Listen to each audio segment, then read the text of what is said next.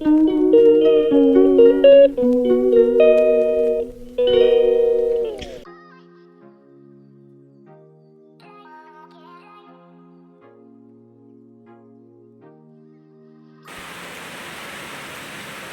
morning everyone. Today is Sunday. Wow. Ito ang kaganapan dito. Ang swimming pool, napuno ng tubig.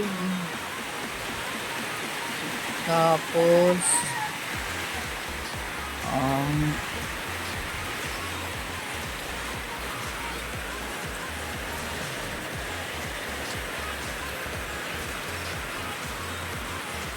ayan, nabaha na naman kami dito. Ito yung inaano ko na kailangan kong i-prioritize ang bubong dito sa taas. Kasi nga, ayan dito bumabaha. Para matakpan lang itong portion ng bathroom.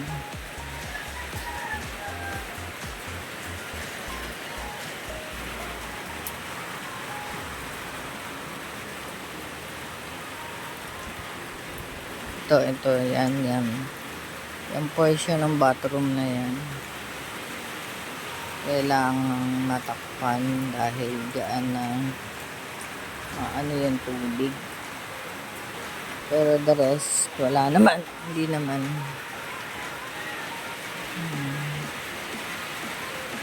Doon lang kasi doon mababa. Tapos yun lang everyone.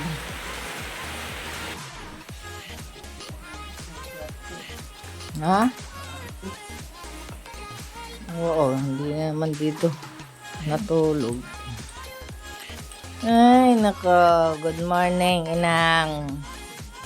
Linggo ngayon, kaya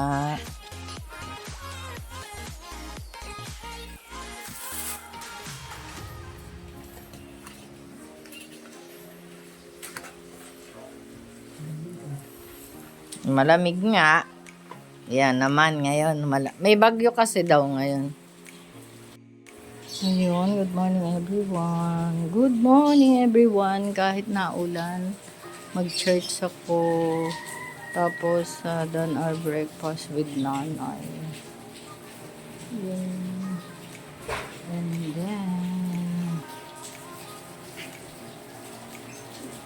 then, everyone, I'm going na. I'm alone. It's raining. It's raining.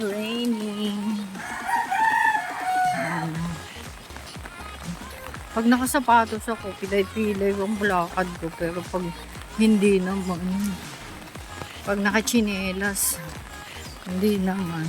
Yun lang, everyone. Ayan, samahan nyo ako sa aking pagsimba sa araw na ito. Si nanay ang kasama doon ay si Maring Mercy. Kaya thank God dahil wala din siyang bantay ngayon.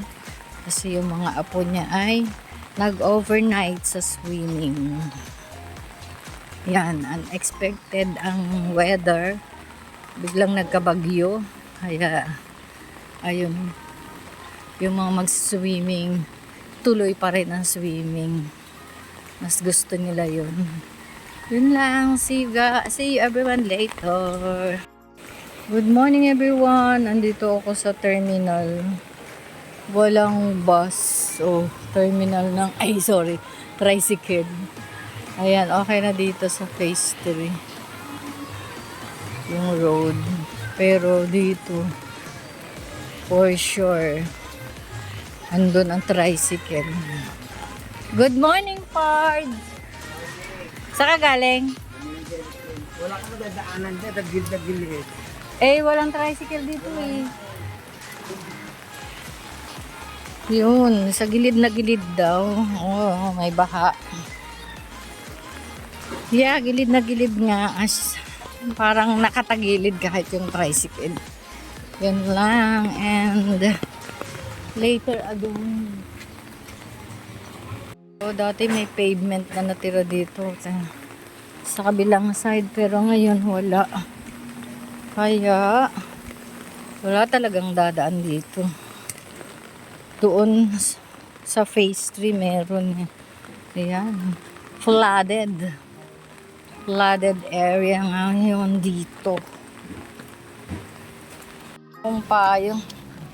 Ang payong ko ay pang tag-init. Tricycle! Ayan. Tricycle!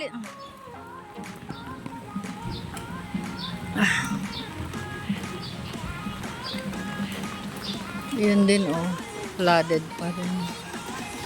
So, that's it and be it. Ayan.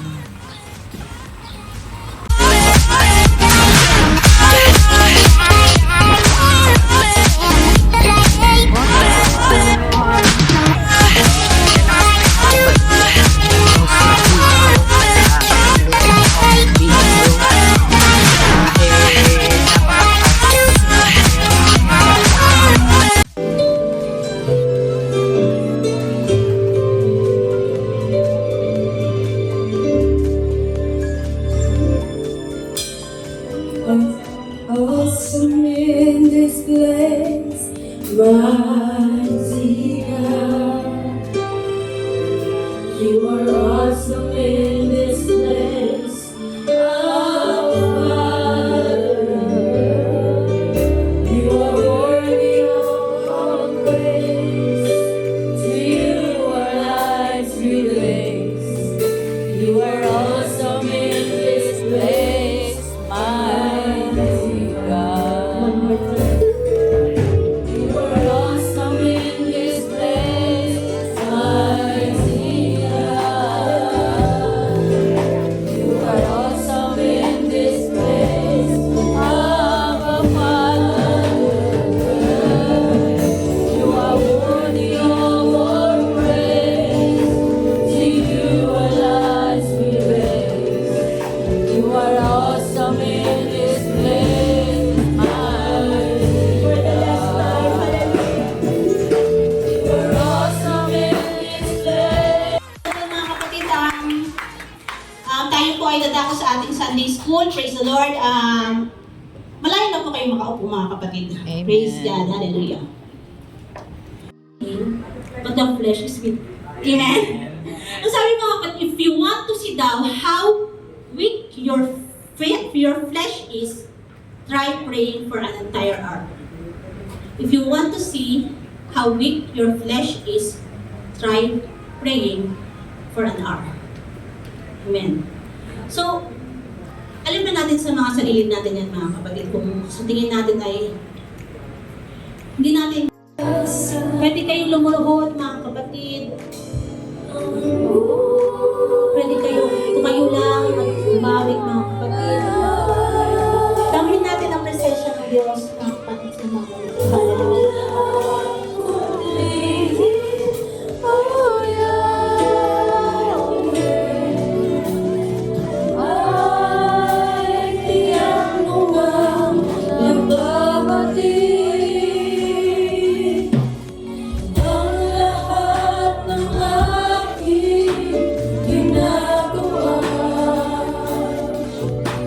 Say, oh, I can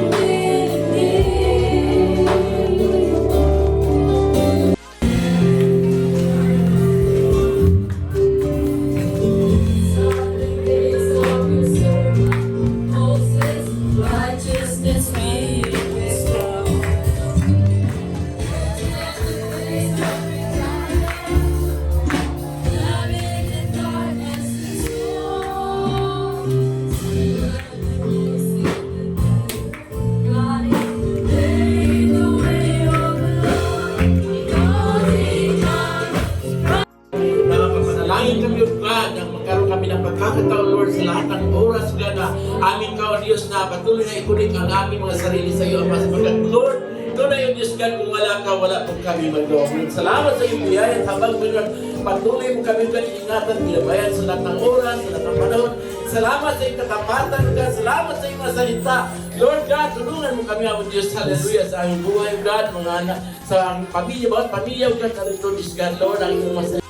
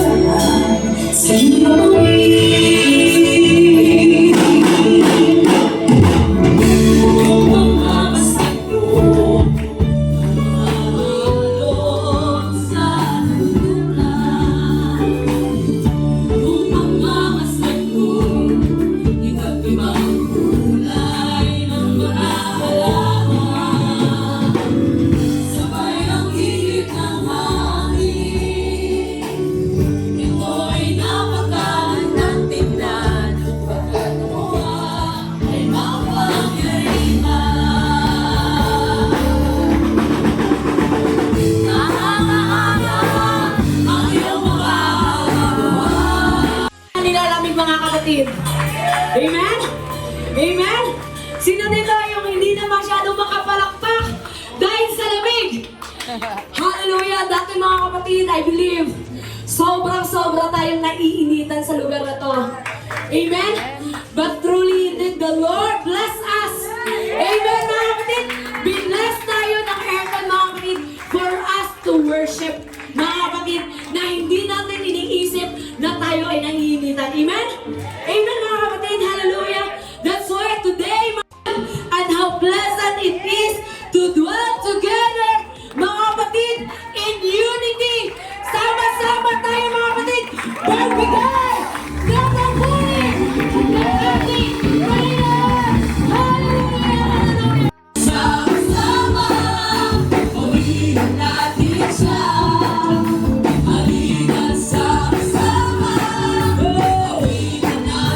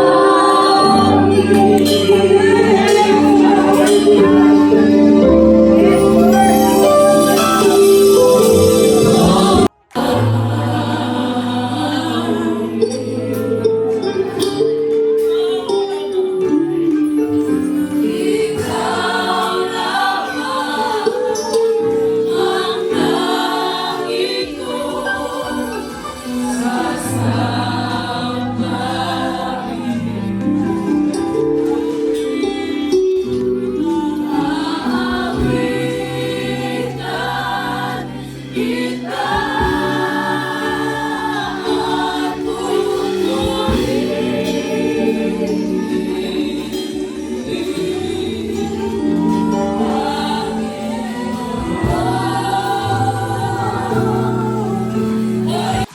Panginoon, thank you for your faithfulness, O God. Salamat na lagi kang nagpapaalala at lagi mo kaming sinasamahan mo, Diyos.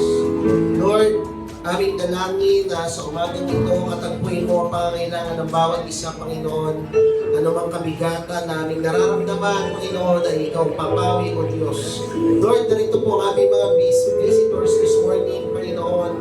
Higit mo alam ang kanilang mga pangangailangan, O Diyos. Higit mo alam, Panginoon, ang kanilang mga struggles, O God. Lord, we are asking for your divine help to be upon them, Panginoon. Ang iyong guidance at ang patuloy mong pagpapaalala sa iyong dako at anumang pagkakataon o sitwasyon ng kanilang kalalagyan, O God. Ikaw ang Diyos na patuloy na magre-remind na ikaw ang Diyos na hindi nagbabago noon, ngayon at magpakailanman, Panginoon. Lord, amin ka pong pinupuri, dinadakila at pinasalamatan sa umagang ito, Panginoon. Once again, Panginoon, lead us this morning, Panginoon. Help us once again, Panginoon, na aming matanggap, Panginoon, yung mga pinagpalang mga salita, Panginoon. Lord, bless mo bawat isa, Panginoon. Thank you for this wonderful day, Panginoon. Lead us once again in Jesus' powerful name we pray. Amen.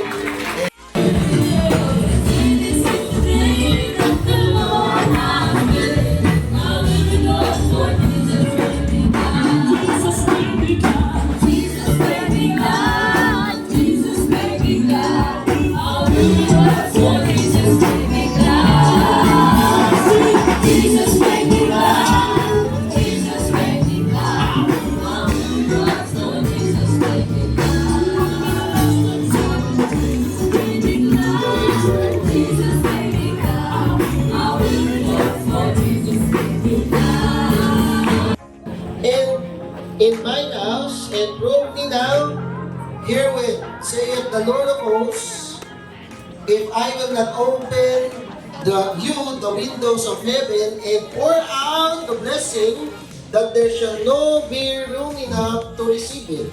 11, I will rebuke the devourer for your sake, and he shall not destroy the fruits of your ground, neither shall your vine cast her fruit before the time in the field, saith the Lord of hosts.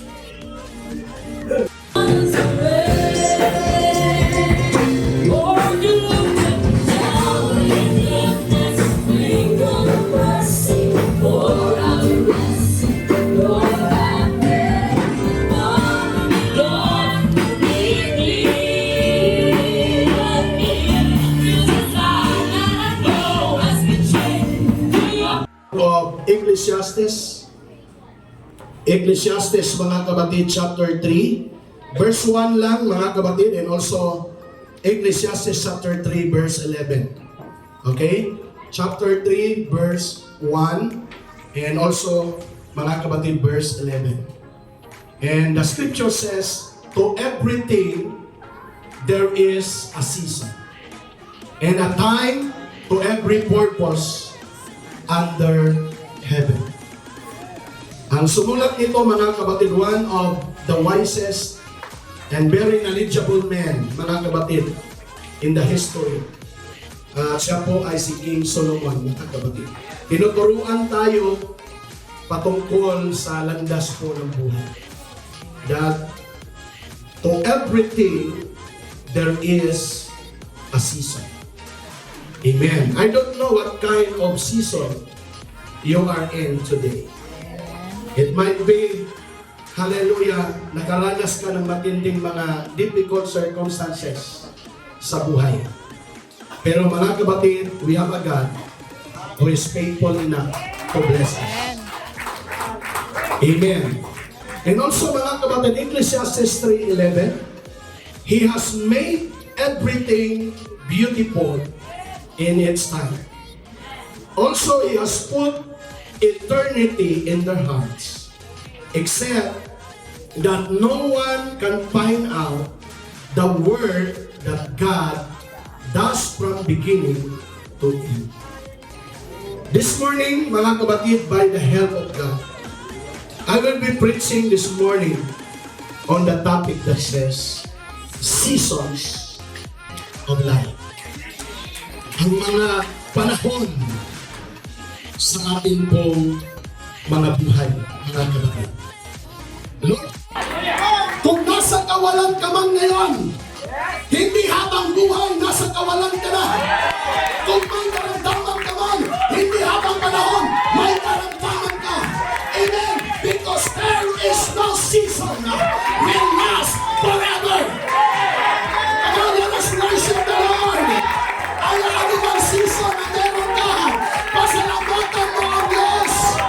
Dahil ang Diyos ay mapag. Ang Diyos ay mabuti. Diyos, na i-bless ka niya. I-claim mo ang pangako ng Diyos.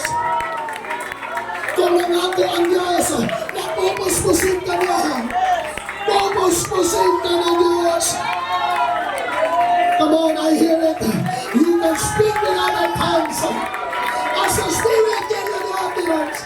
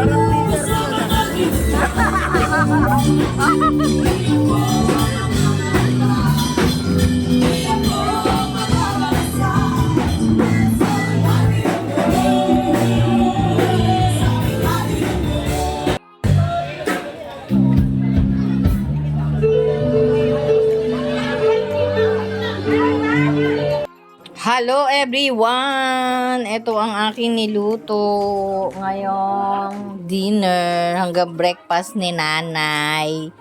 Kasi matagal na kaming walang noodles. It's almost 1 week na. Ha? Diyan ka magaling. Sa palpal ng ulam. Gutom ka na, Nay? Ay, hindi pa. Praise the Lord. Sa totoo, ha? Oo, gutom na daw, Betcha. Sandukan mo na. Yun lang, everyone. Wow, maaga pa naman. 7:40 pa lang.